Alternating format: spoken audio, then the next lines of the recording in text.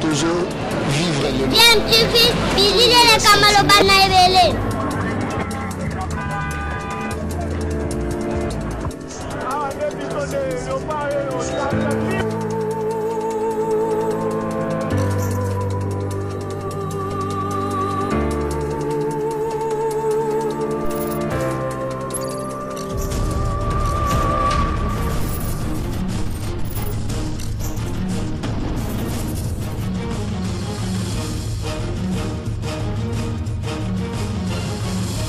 DMTV toujours en avant. DMTV Mbote Nabino Esengo ezana ngambu na biso po loboza kolanda chaîne YouTube Nabino DMTV.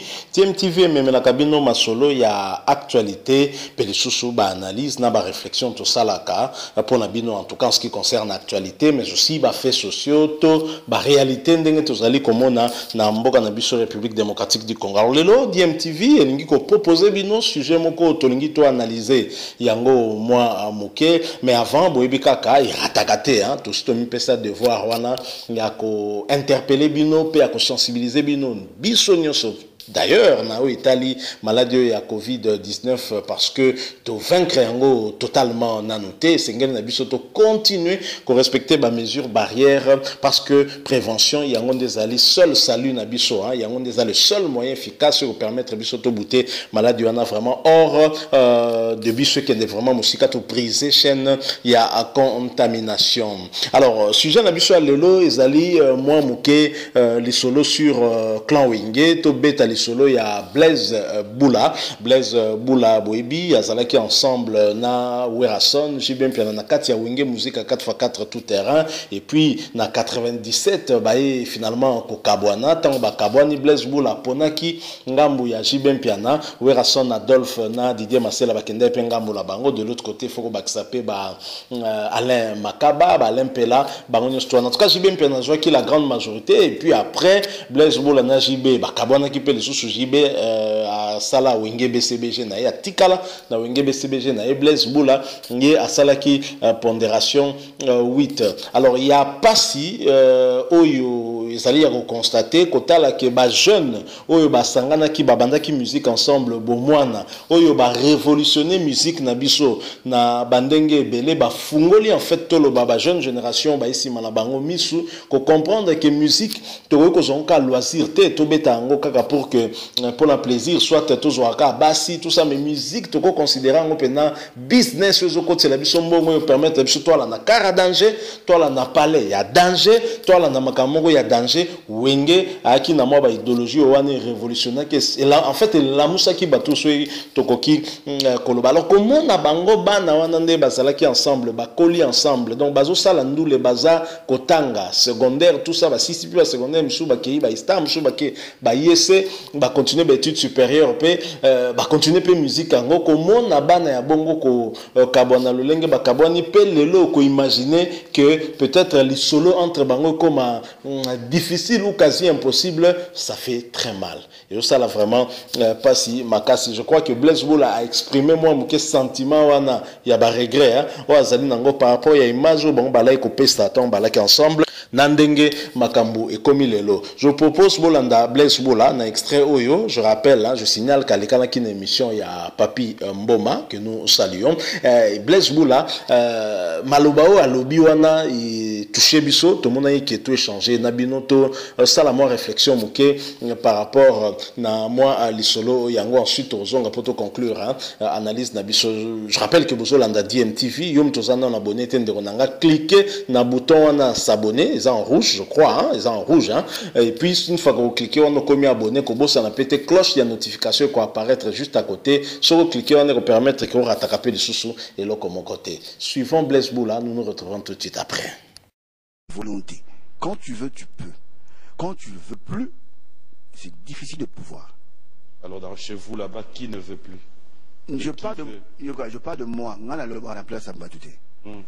Moi, Blaise Boula, j'ai toujours souhaité à ces retours à ensemble. Pardon? Ma volonté à moi, oui. Ma volonté personnelle. Et Zalara, tous à la business ensemble. Parce que, Tolinganara, Nengina Yebela Tolingana. Mais les lots tant comme musique, non seulement c'est la biso moko passi.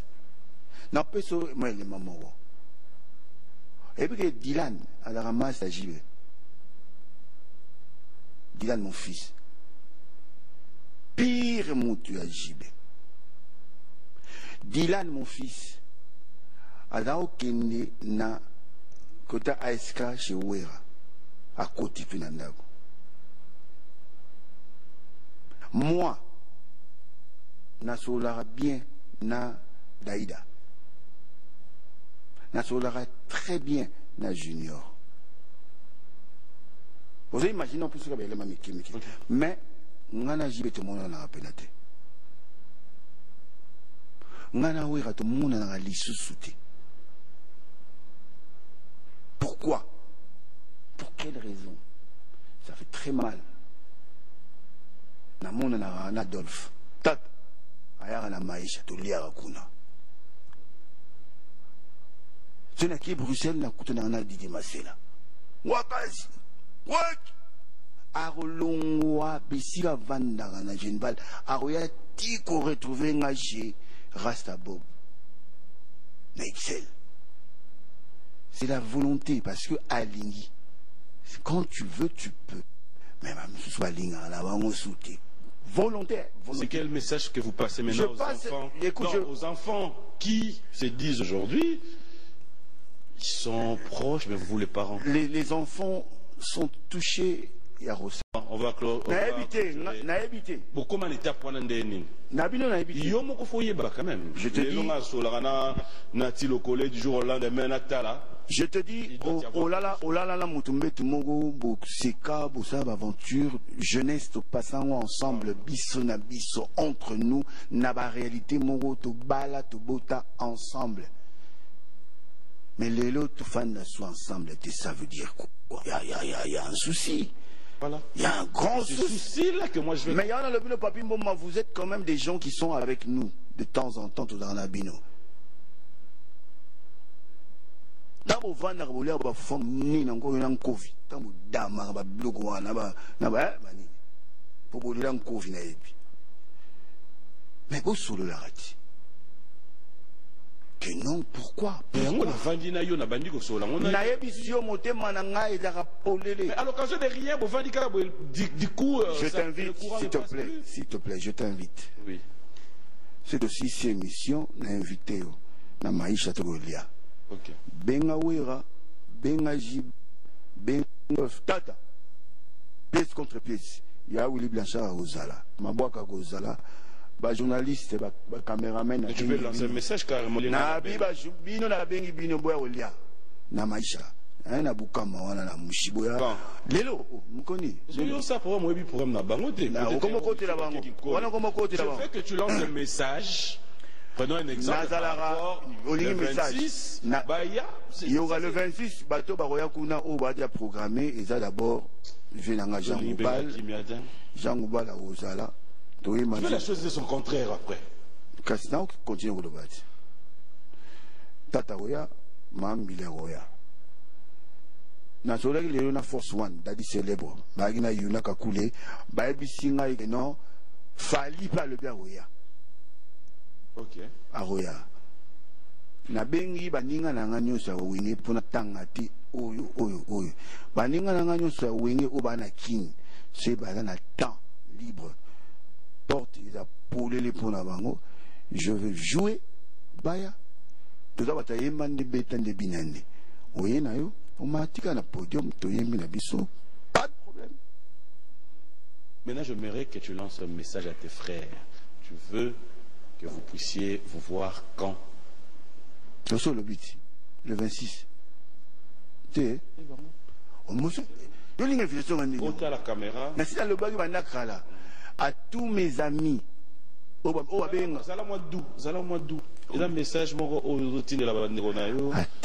tous mes amis, Olingi Douceur de Wenge Musica, je vous invite le 26 de ce mois à Maïcha Live. Baliako ya fraîche. Venez-y partager l'événement, c'est-à-dire musique et mœurs, avec votre, entre guillemets, ami Blaise Boula. Ponga Boula Masanangaye. Mais si vous bino boya, pour Nandima, il était comment? Est-ce qu'il a le mabe? Tort.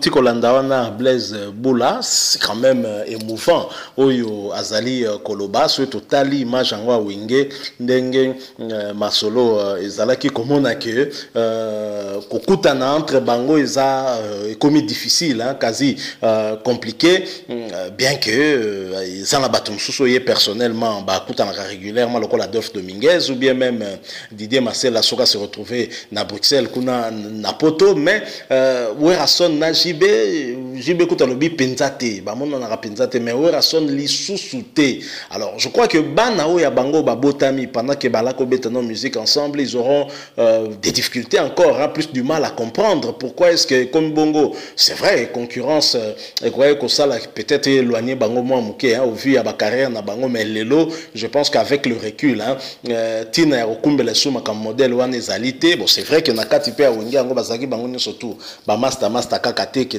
sous tam ça qui pire na oyo un peu moins na oyo mais c'est pas normal quand même mais je crois que Blaise Boula zolo ba loko moko peu ezali important le but que tout le monde a raté bon est-ce que Blaise Boula pas ça là qui démarche par exemple tout le bas démarche est-ce que Blaise Boula par exemple a kenda ki kotala wera et que wera boko yambaye aboyi ba solo là est-ce que Blaise Boula akenda ki koluka jibe monique na wenge bango nyosto baka na système à moi qui yanke mutu na kwena ye mutu na mutazo bude na ndenge na ye so koto ye Blaise Boula atunyoka est-ce que na lobi mabe to ozomona babiloko siko ya modèle wana ki yanke o ezalaki na kati ya wenge esprit wenge nde siko peut-être que ça kosala bango muta kosala premier pas azalité et surtout na bateau bakutana na problème je pense que surtout Blaise Boula na Werason problème est encore beaucoup plus makasi il y a qu'il sous makasi avec situation à Sokoda d'un côté toi là qui Werason na zala ngambu na ba problème que des bazako tindika ba Blaise Boula ba longwa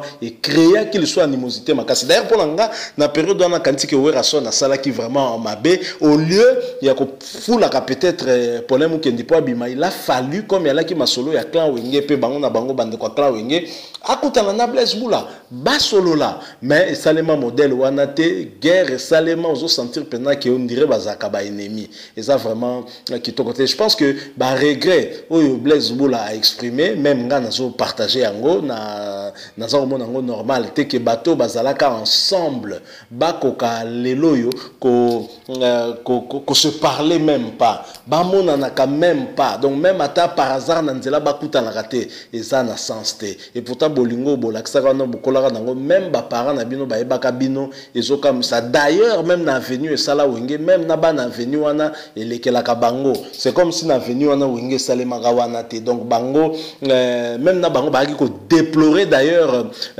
comportement pe ba musicien mingi je pense que succès malheureusement ce qui est commis et pas ya motu et soukaka trop souvent ce qui motu wana yebi ko gérer angote et soukela kaye na ko le kaye mutu au mona mato y dépasser mutu mutu akomi ko mona lokola ya kokwe ya lisusu te azomona batu misusu nyo surtout pamba et c'est dommage et c'est vraiment triste ngana zo partager peu ba regret na Blaise Boula mais en même temps je pense que et Rosala Malamu soki Blaise Boula akoki pe ko sala premier pas puisque déjà ça ko s'offusquer aza déjà ko sepelate ndenge azali komona ke ba solo la lisu te na bande ko naye je crois que soki pas sali premier pas et Rosala pe mabete problème mingo ndire Rosala pe mingi côté ya Werason parce que Blaise Boula kutana na Adolphe mais Adolphe master na JB ba mona naka siko elo nie ko sanga ke Blaise Boula mona na JB mpiana apesi réponse à l'objet que les alliés volonté mais je pense que volonté ça de part et d'autre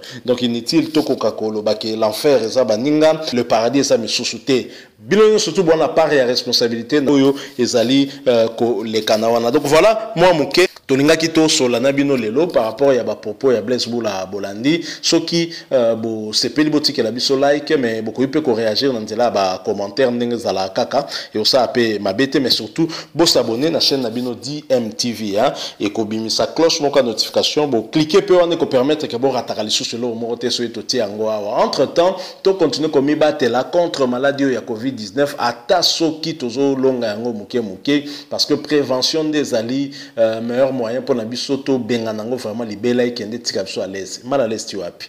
Merci beaucoup pour le temps nabino bo disposa ki bondimi ko pesa biso yango to échanger nabino to côté nabino prochainement avec un autre sujet d'actualité. En attendant, portez-vous bien. Au revoir.